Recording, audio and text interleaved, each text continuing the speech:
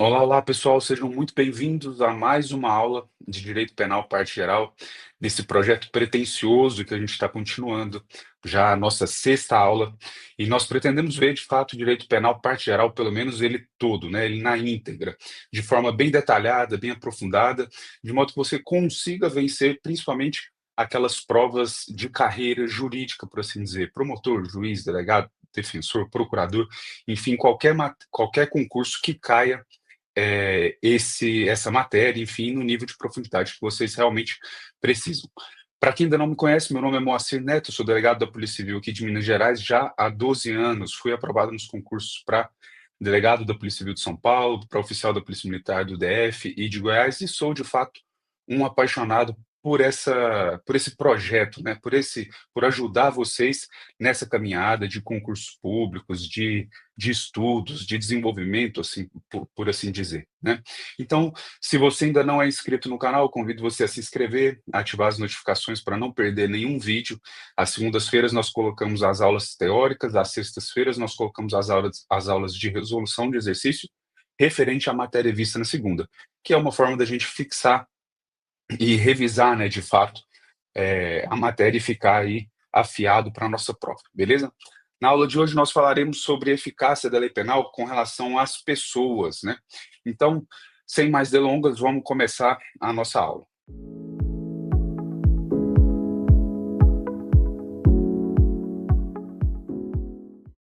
Vamos lá, como eu já havia adiantado, eficácia da lei penal com relação às pessoas. Então vamos seguindo aqui, pessoal. Primeira coisa que vocês precisam entender é a diferença entre privilégio e prerrogativa de função. Por quê? O privilégio pessoal, o próprio nome já diz, faz referência à pessoa e não ao cargo ocupado. Um privilégio é algo subjetivo, é algo pessoal, diferentemente da prerrogativa da função. A prerrogativa da função tá ligada ao cargo específico. A ideia é basicamente o seguinte: olha, existem determinados cargos que, se você deixar ao alvedrio de qualquer um que queira tentar contra aquele indivíduo que ocupa aquele cargo, isso pode ficar temerário, isso pode ser temerário, pode ficar prejudicial de certa forma. Por exemplo, imagine você se o presidente da República, por exemplo, ou um parlamentar, tivesse que, no exercício da sua função, né, tivesse que responder a várias demandas em função de desafetos políticos, que usariam então do aparato judiciário para poder, de certa forma, importunar aquele indivíduo que exerce aquele mandato. Então, a ideia, pessoal, é basicamente isso. A prerrogativa da função, ela está para poder deixar aquela pessoa que exerce aquela função, de certa forma, mais segura, de certa forma, mais respaldada. Então, vencido esse primeiro ponto da diferença entre prerrogativa e privilégio, a gente passa a analisar, primeiro ponto, as imunidades diplomáticas, que estão ali bem descritas na Convenção de Viena. As imunidades diplomáticas, pessoal, elas são prerrogativas de direito público internacional. E a quem elas são conferidas? Isso é uma coisa que vocês precisam ficar atentos. A quem elas são deferidas? Chefes de governo e Estado estrangeiro, sua família e membros de sua comitiva, embaixador e sua família, funcionários do corpo diplomático e suas famílias, funcionários das organizações internacionais.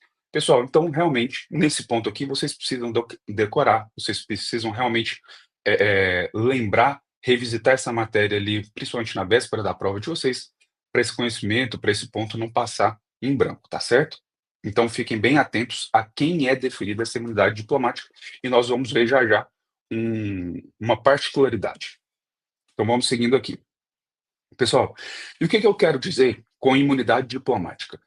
Significa que aquele agente diplomático, chefe de governo, Estado estrangeiro, enfim, ele não precisa observar as regras e as normas brasileiras? De fato, não é isso. Se ele está aqui no Brasil, ele precisa observar as regras brasileiras, as normas penais, as normas, enfim, como um todo. Até aí tudo bem. Só que o que acontece? Nós já vimos que a norma penal ela é dividida basicamente em dois preceitos. O preceito primário, que é aquele comando normativo. Por exemplo, no caso do crime de homicídio, o preceito primário é descrito lá no artigo 121 do Código Penal, matar alguém. O preceito secundário é a previsão de uma determinada sanção. No caso do homicídio, pena de reclusão de 6 a 20. Tá certo? Então, preceito primário, preceito secundário. O agente diplomático, ele precisa, de fato, observar o preceito primário. Ele não pode agir em desconformidade à lei brasileira. Entretanto, assim o fazendo, agindo de forma contrária, ele não sofre a sanção penal, ou seja, ele não sofre aquela incidência do preceito secundário. Ah, professor, significa então que ele não vai ser responsabilizado? Não é bem assim. Pode acontecer de da norma penal do estado ao qual ele pertence ser aplicada naquele caso, ainda que o fato tenha sido cometido no Brasil. E nós já vimos na aula passada que a isso se dá o nome de intraterritorialidade, que é o quê? A norma penal estrangeira sendo aplicada a um fato que aconteceu aqui no nosso território nacional, tá certo? Então, hipótese de intraterritorialidade. E aí muito se discute a respeito da natureza jurídica dessa imunidade diplomática. Existem vários doutrinadores e várias posições, mas há uma certa prevalência em se considerar a natureza jurídica da imunidade diplomática como uma causa pessoal de isenção de pena. Afinal de contas, não se afasta o preceito primário, mas apenas o preceito secundário. Agora, pessoal, fiquem atentos em um ponto específico, que é bastante cobrado em concurso público e é, de certo modo, uma pegadinha nos concursos, que é a diferença entre agentes diplomáticos e agentes consulares. Muitas vezes a questão vai confundir, vai tentar confundir vocês, afirmando que aquelas imunidades diplomáticas se aplicam indistintamente aos agentes consulares, o que é errado. Por quê? Aos agentes consulares se reconhece apenas uma imunidade funcional relativa. E o que que é isso? É apenas quando ele está exercendo atos no desempenho da sua função, tá certo? Diferente, pessoal, por exemplo, do chefe de estado estrangeiro ou governo estrangeiro, né? Que é o seguinte, ele não responde independente do que ele pratique em território nacional. Então, se ele comete, por exemplo, um estupro aqui no território nacional, ele não vai sofrer o preceito, a incidência do preceito secundário daquela norma, ainda que aquele estupro não tenha nenhuma relação com aquela atividade funcional que ele exerce aqui no Brasil, diferente dos agentes consulares. Por quê? Para os agentes consulares, para eles se valerem dessa imunidade, eles devem estar exercendo a função e aquele fato específico deve ter alguma relação com a função exercida, tá certo? Pessoal, já adianto aí que eu peço desculpas um pouco pela voz, mas não está muito boa, mas realmente eu não posso deixar de gravar a aula, afinal de contas eu fiz de fato um compromisso com vocês, que é ter aula toda segunda e sexta. Então faça chuva, faça sol, com voz ou sem voz, nós vamos estar aqui, tá certo? Isso chama comprometimento. E se tem uma coisa que eu sou comprometido é com o sonho de vocês. Então vamos lá. Vencemos também essa questão da diferenciação entre os agentes diplomáticos e os agentes consulares. Agora fica a indagação. Poderá haver renúncia a essa imunidade? Vamos supor que o agente diplomático ele comete um crime, mas ele fala assim: não, eu não quero me valer dessa imunidade, não, eu vou pagar pelo que eu tiver que pagar aqui. Ele pode fazer isso? Não pode, pessoal. Por quê? Porque, mais uma vez, não se trata de um privilégio pessoal, mas de uma prerrogativa funcional. Na verdade, essa prerrogativa não se dá em razão daquela pessoa, mas se dá em razão daquele Estado, do Estado estrangeiro. Então, se alguém pode renunciar a essa imunidade, seria então o Estado estrangeiro e não a pessoa em si, o agente diplomático ou, enfim, quem quer que seja. Tá certo? Então vamos lá. Passamos então essa questão da imunidade diplomática e passamos agora para um tema excessivamente cobrado em provas de concurso, referente às imunidades parlamentares. E as imunidades parlamentares, de antemão, a gente já consegue fazer uma distinção entre imunidades parlamentares absolutas e relativas. E as relativas se subdividem em relação a foro, prisão, processo e em relação à condição de testemunha. Então vamos passar para a nossa primeira espécie, que é a imunidade parlamentar absoluta, também chamada de material real ou de indenidade. O professor Nestor Távora fala que o pior concurso é aquele que te avalia pela nomenclatura. E de fato, mas caindo essa nomenclatura, indenidade, nós já sabemos que se trata da imunidade parlamentar absoluta. E ela é prevista no artigo 53 caput da Constituição Federal, que fala o seguinte: olha, os deputados e senadores são invioláveis.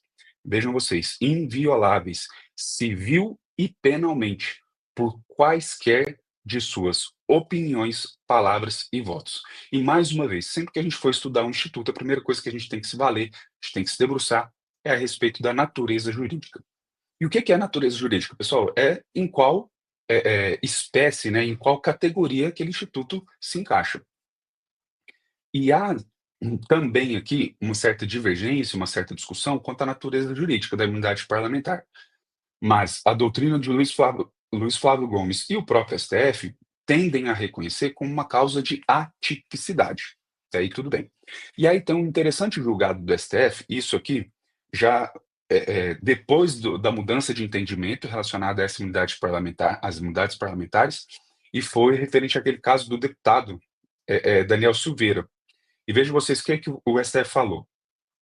A liberdade de expressão existe para manifestação de opiniões contrárias, opiniões jocosas, satíricas e até mesmo errôneas. Ou seja, você tem liberdade para se expressar até mesmo de forma errada, mas não para opiniões criminosas, discurso de ódio ou atentados contra o Estado Democrático de Direito e a democracia, que foi o caso do deputado, né? Não vamos entrar aqui nessa seara, no mérito dessa condenação, mas foi o que de fato aconteceu, né.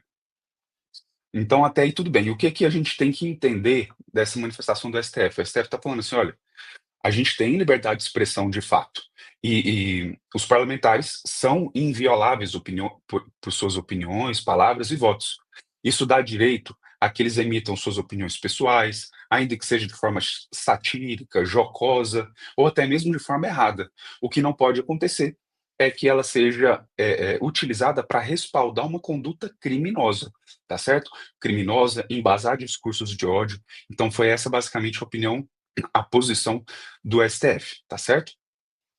E vamos seguindo aqui, mais para frente a gente vai se debruçar também com relação às imunidades. Agora, a segunda espécie, que é a imunidade relativa, imunidade parlamentar relativa, também chamada de formal, processual ou adjetiva. E ela se divide, né, subdivide, eu já falei, com relação ao foro, a condição de testemunha, processual, prisão. Relativo ao foro, pessoal, está previsto ali no parágrafo 1º do 53, que fala o seguinte: olha, os deputados e senadores, desde a expedição do diploma, serão submetidos a julgamento perante o Supremo Tribunal Federal. Então, relacionado ao foro é saber qual é o órgão responsável pelo julgamento daquele parlamentar quando eventualmente cometer algum crime ou responder alguma coisa civil, né? Então, vamos lá. Coisas que vocês precisam ficar atentos, pessoal. O momento. Qual é o momento? É desde a expedição do diploma. Não é da posse, não é do exercício, não é da vitória nas eleições, nada. É a partir da expedição do diploma, tá certo? Agora, ponto que vocês têm que ficar bastante atentos, pessoal. O STF, na ação penal 937, e é famosíssima, sugiro vocês, inclusive, a quem tiver tempo e interesse, a dar uma lida, que é bem esclarecedor o julgado, que fala basicamente o seguinte: olha, o STF, ainda que funcione como um tribunal que vai atuar, né, como em sua competência originária, ele tem que ser reservado, ele tem que ser resguardado apenas para aquelas hipóteses em que faz totalmente necessária a sua atuação.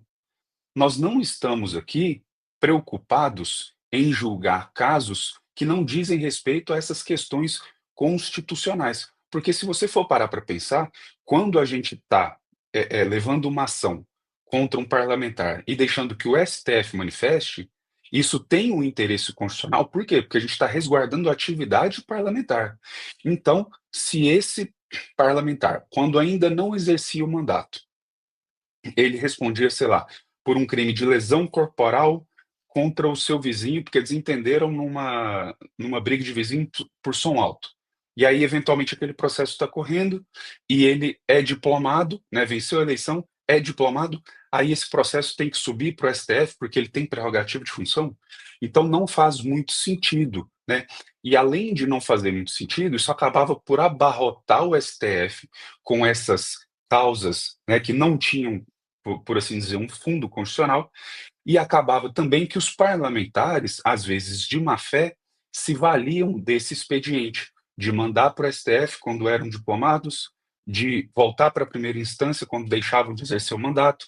Então, teve um caso emblemático, inclusive, de um deputado que estava sendo processado, e aí um dia antes do julgamento pelo STF, né, quando ele o julgamento já estava ocorrendo pelo STF, um dia antes de acontecer esse julgamento, ele ele renuncia, né, ao cargo, renuncia ao mandato, e o processo, teoricamente, teria que voltar para a primeira instância, afinal de contas, ele não estava mais exercendo o mandato, então não fazia jus àquela prerrogativa de função.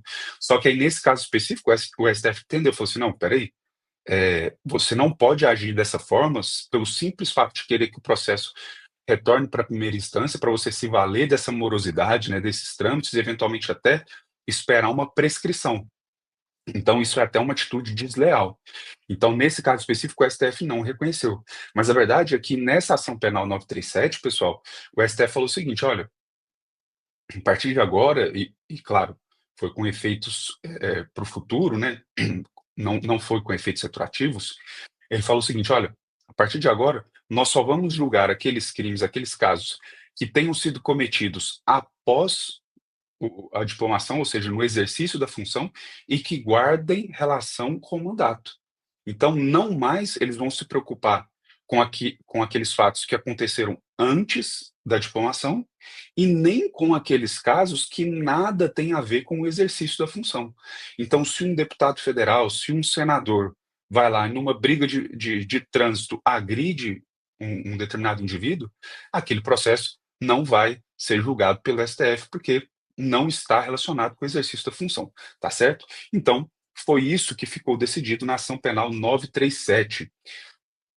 Deve ser no exercício do cargo e em razão dele, e mais do que isso, o STF entendeu também o seguinte: olha, a partir do momento que aquele indivíduo ele é intimado para apresentar as suas alegações orais, as suas alegações finais, ocorre o encerramento da fase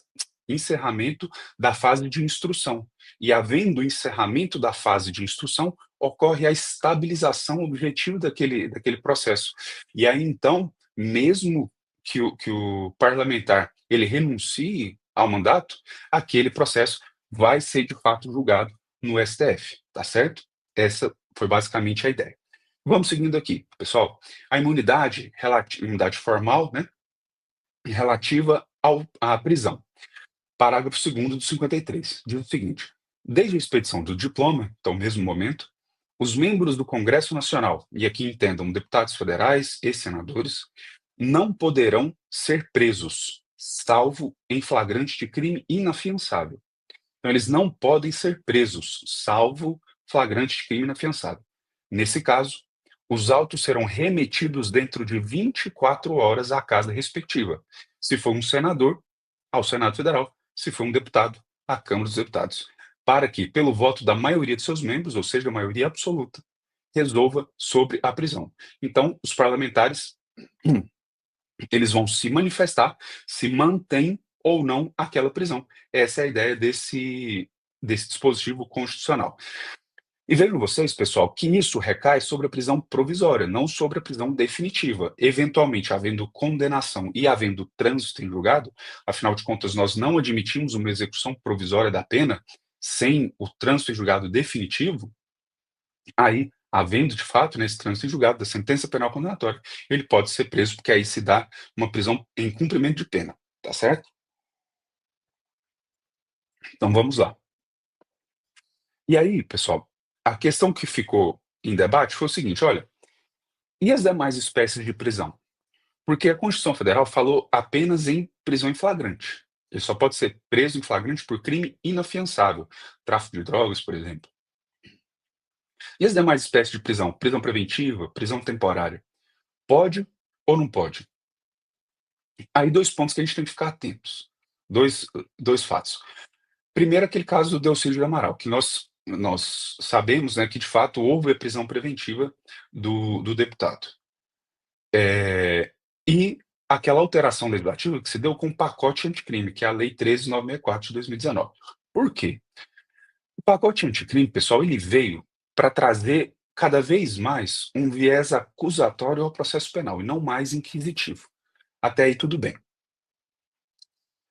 Uma das mudanças, uma das grandes mudanças, né, pelo menos de forma expressa inclusive, foi o seguinte: olha, o magistrado, o juiz, não pode agir de ofício.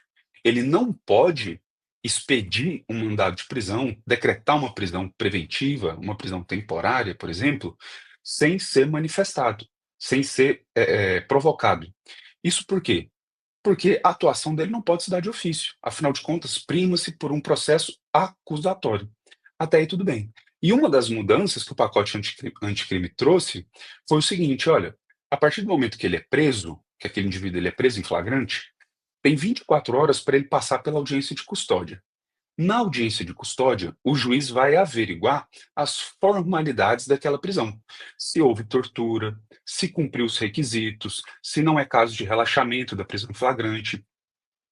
E, cumprindo todas as finalidades, enfim, observando todas as formalidades, o juiz ou decreta a prisão preventiva, se for manifestado, se for provocado, desculpa, tanto pelo delegado de polícia quanto membro do MP, ou aplica outras medidas cautelares diversas da prisão, ou então ele defere uma liberdade provisória com ou sem fiança.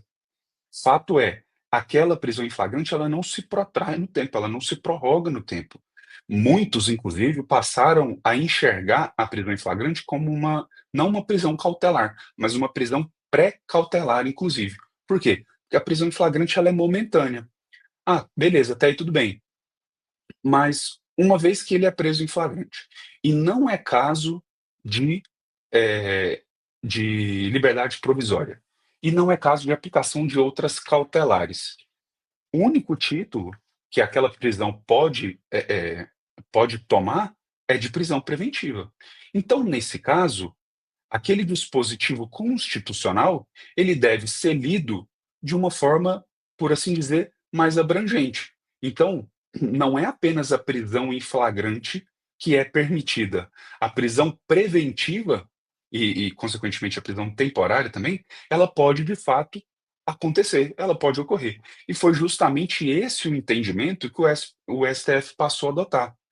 Até aí tudo bem. Mas e com relação às outras medidas cautelares diversas da prisão? E aí ficou o questionamento. Por quê? Vejam vocês, vou colocar o texto legal de novo, o texto da Constituição, ele fala o seguinte: olha, nesse caso, os autos serão remetidos dentro de 24 horas à casa respectiva. Tudo bem. Ah, mas e se não for prisão preventiva? E se for uma medida cautelar diversa da prisão? Aquela casa legislativa, ela vai precisar se manifestar a respeito da continuação ou não daquela medida cautelar diversa da prisão? Aí ficou esse questionamento. E o que que o STF entendeu? O STF entendeu o seguinte, falou assim: "Olha, se, aquela medida cautelar, ela causar embaraço ou impedir o exercício daquele mandato, aí sim, aí vai precisar haver a manifestação daquela casa respectiva, porque é como se você tivesse, de certa forma, impedindo a realização, né, o exercício daquele mandato. E afinal de contas, aquele parlamentar, querendo ou não, respondendo ou não um processo, ele foi eleito democraticamente, pelo voto direto do povo, né. Então deve ser respeitado aquele mandato. A ideia é basicamente essa. Então a medida cautelar, se ela causar embaraço ou impedir de certa forma o mandato, aí deve haver sim, também a manifestação da respectiva casa. Caso contrário, não precisa. E aí uma questão interessante, pessoal, é relacionada à possibilidade de prisão do devedor de alimentos. Por quê? Nós já sabemos que a prisão do devedor de alimentos é a única modalidade de prisão civil permitida no nosso ordenamento.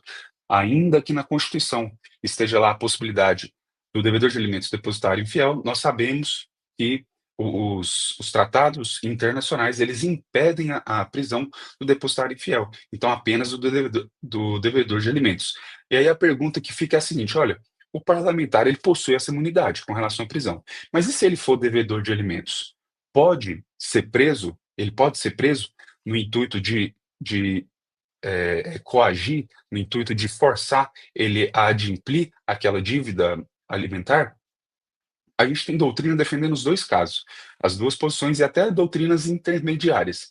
Tem doutrina que fala que não pode, a exemplo do ministro Gilmar Mendes. Tem doutrina que fala que pode, porque você está primando principalmente pela necessidade do alimentando, né.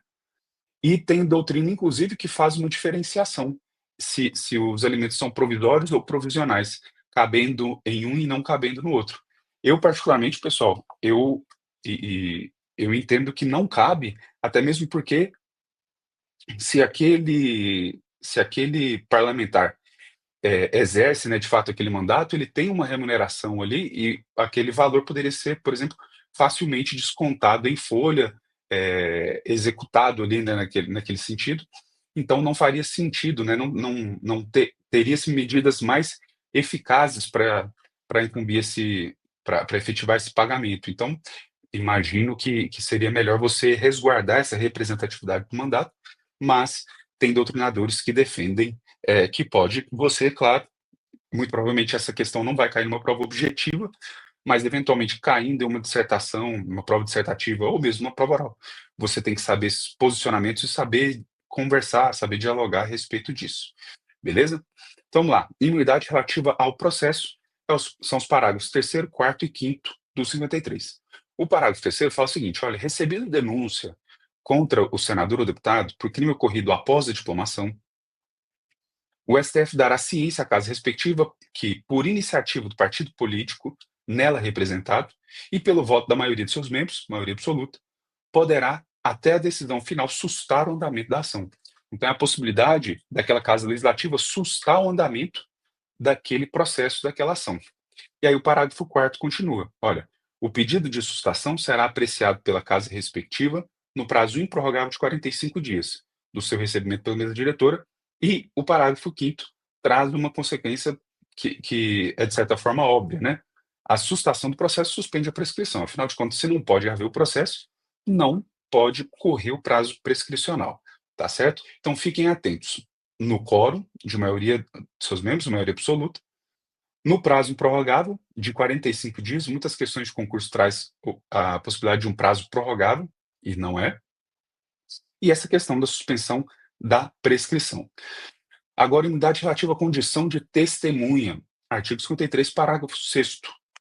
Os deputados e senadores não serão obrigados a testemunhar sobre informações recebidas ou prestadas em razão do exercício do mandato, nem sobre as pessoas que lhes confiaram ou deles receberam informações.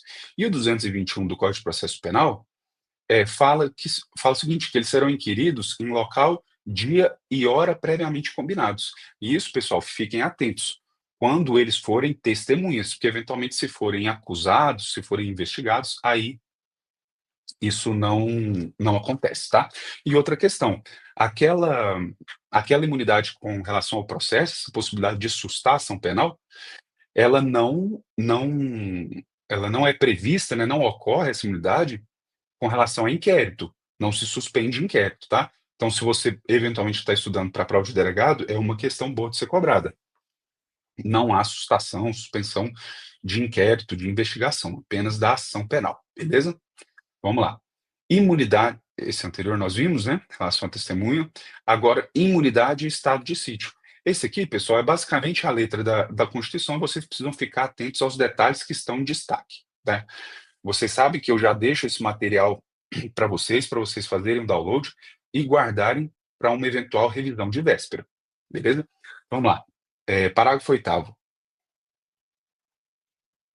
As imunidades de deputados ou senadores subsistirão durante o estado de sítio, ou seja, continuarão, só podendo ser suspensas, não é extintas, não é abolidas, nada, suspensas, mediante o voto de 2/3 do membro da casa respectiva.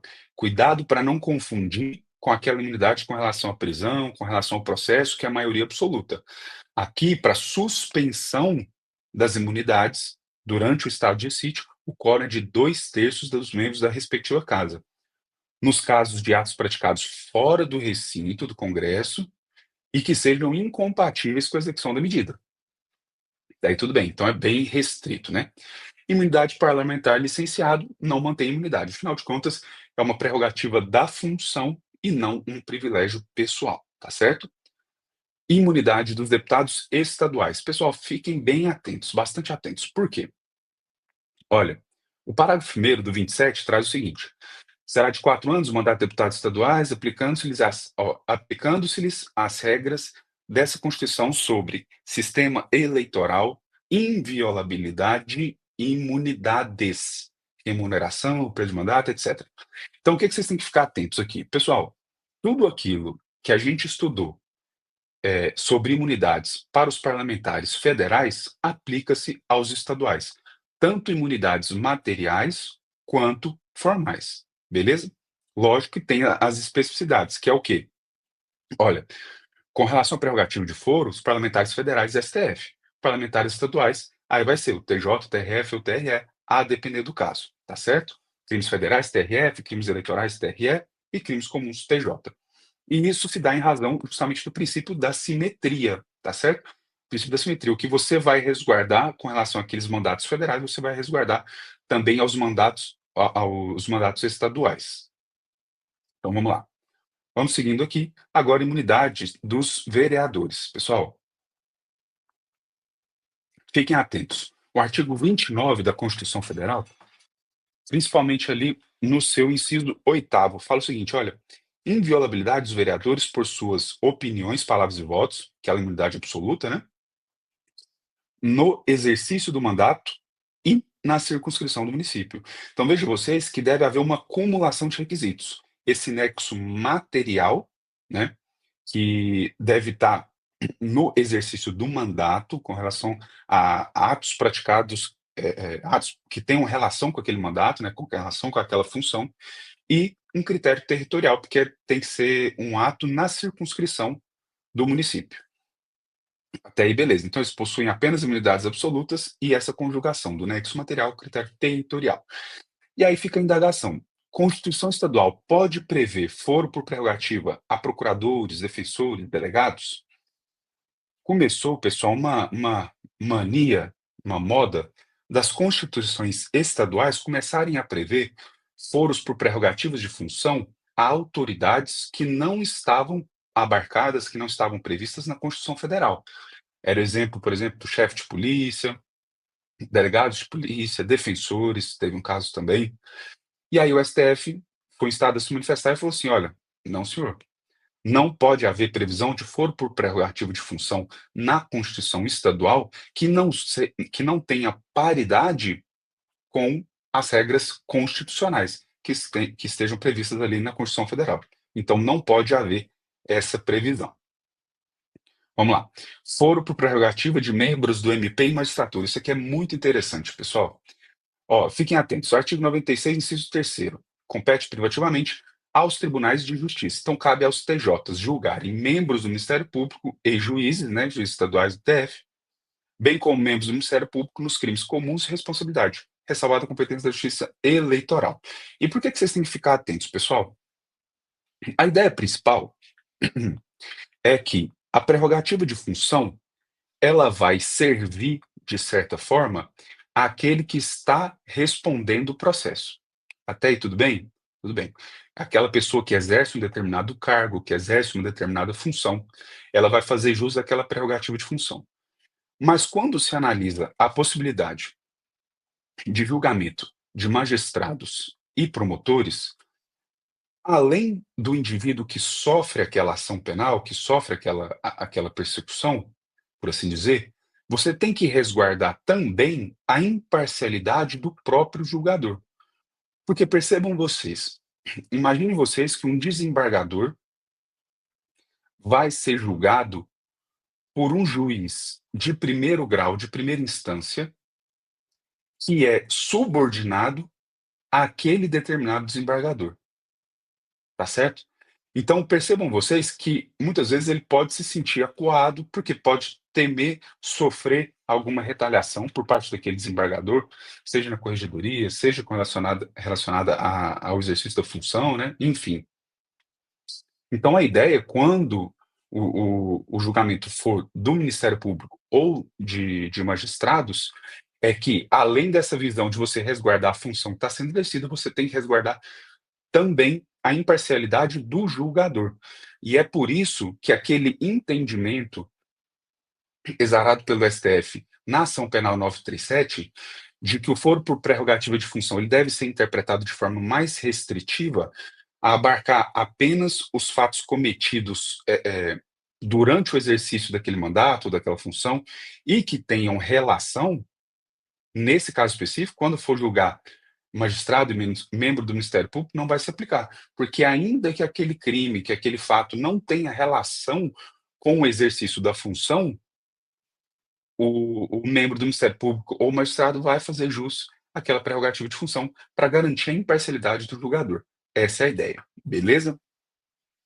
E aqui vamos caminhando para o final já, que é a análise do foro por prerrogativa de função e tribunal do júri. Nós sabemos o teor da súmula 45, vou ler com vocês. A competência constitucional do tribunal do júri prevalece sobre o foro por prerrogativa de função estabelecido exclusivamente pela Constituição Federal. Beleza. Pessoal, professor, mas o senhor não acabou de falar que o STF já entendeu que não pode haver foro por prerrogativa de função previsto exclusivamente na Constituição Estadual? Afinal de contas, ela deve observar uma simetria com a Constituição Federal? Exatamente. E mais do que isso, na ação penal 937, não ficou consignado que esse foro por prerrogativa de função ele teria que ser de forma restrita somente àqueles atos praticados durante o exercício do mandato e que tenham relação com ele? É, realmente. Então, se você for pensar, o homicídio, muito pouco provável que um homicídio tenha relação com o exercício do mandato ou com o exercício do cargo. É, realmente. É justamente por isso que muitos autores defendem que essa súmula vinculante 45, ela perdeu seu sentido de existir. Justamente por isso, porque não vai haver foro por prerrogativa de função previsto apenas em Constituição Estadual, porque o STF já falou que não pode, né, deve observar uma simetria, e mais do que isso, a ação penal 937 restringiu. Então, um homicídio, ele não vai ter relação com aquele exercício daquele mandato, né? Porque nenhum mandato vai te autorizar a tentar contra a vida de outro. Aí a gente poderia pensar casos excepcionalíssimos, né? O professor Rogério Sanches, no seu livro, ele traz o exemplo de um promotor que estaria cumprindo uma diligência, e aí então tenta contra a vida de um indivíduo, mesmo assim, ele teria que fazê-lo em legítima defesa, mas em excesso. Aí, eventualmente, poderia cair nessa regra, né? Seria um caso muito específico, mas eu quero que vocês entendam, é basicamente esse raciocínio. Por que que se entende, né, alguns entendem que ela perdeu o sentido, não faz mais sentido existir justamente por isso. Não pode haver previsão exclusiva em Constituição Estadual e, mais do que isso, o STF, depois dessa ação penal 937, passou a entender de forma restritiva os casos de foro por prerrogativa de função, beleza? Pessoal, vamos chegando ao final da nossa aula. Peço mais uma vez desculpa pela voz, que foi aqui, de certa forma, até um pouco exaustivo gravar essa aula nessa condição, tá? Mas é aquilo que eu falei, pessoal. O meu compromisso é com o sonho de vocês, é com esse projeto que a gente se propôs, né? E agora, a reflexão que eu quero trazer para o final aqui, pessoal, é justamente essa. Se pessoas que às vezes estão caminhando com você, que estão te estendendo a mão ao longo dessa caminhada, se elas têm um comprometimento com esse sonho, você que quer trilhar esse sonho, que quer colher esses frutos, com mais razão tem que ter. E eu não falo isso em tom de cobrança, eu falo isso em tom de motivação. no sentido de que eu estou te estendendo a mão e te chamando para que e falando que quando você fraquejar, quando sua perna não te sustentar, eu vou estar lá para te ajudar, eu vou estar lá para te puxar. E eu acho que esse é essa é a beleza realmente de você procurar se associar a pessoas que estão ali vibrando na mesma frequência que você. Eu já falei, né, em outras oportunidades, que essa era de cursinhos online, de aulas online, aulas pelo YouTube, enfim, você perde um pouco essa pessoalidade. Você perde um pouco esse contato com pessoas que estão trilhando o mesmo caminho, com pessoas que entendem o que você já passou. Então, com mais razão, você tem que tentar, usar esses canais, essas facilidades, para poder interagir, para poder ter contato com pessoas, para poder ter contato com pessoas que estão nessa mesma caminhada, que passam pelo que você está passando. Porque muitas vezes a gente imagina que as dificuldades que a gente enfrenta, só a gente está enfrentando, né? Só a gente passa por problema com família, só a gente passa por problema financeiro, só a gente passa por cansaço, por exaustão, quando em verdade todos nós passamos. É por isso que eu deixo aqui o convite. Se você ainda não me segue, no Instagram, me siga lá nas redes sociais, no Instagram, me mande e-mails, se inscreva no canal, ative as notificações para você não perder nenhum vídeo, seja relacionado às aulas, aos exercícios, às aulas de resolução de questão, ou mesmo os vídeos relacionados à motivação, organização, planejamento de estudo. Nós temos um grupo de WhatsApp em que nós compartilhamos materiais, nós fazemos um acolhimento àquele indivíduo que às vezes está precisando de uma força, está precisando de uma palavra. Então, convido vocês também a conhecer. Eu vou deixar o link aqui na descrição do vídeo, tanto o link do material para você fazer o download e ir guardando aqueles materiais para revisão de véspera, quanto o link para você entrar nesse grupo de WhatsApp e poder ali se valer dessas facilidades, tá certo? Eu deixo aqui, pessoal, ainda que tenha sido penosa no sentido físico, para mim é um prazer enorme gravar essas aulas, ter esse contato com vocês, ainda que de forma remota, né, por assim dizer. Me coloco à disposição de todos sempre e vejo vocês na nossa próxima aula. Até lá. Tchau, tchau.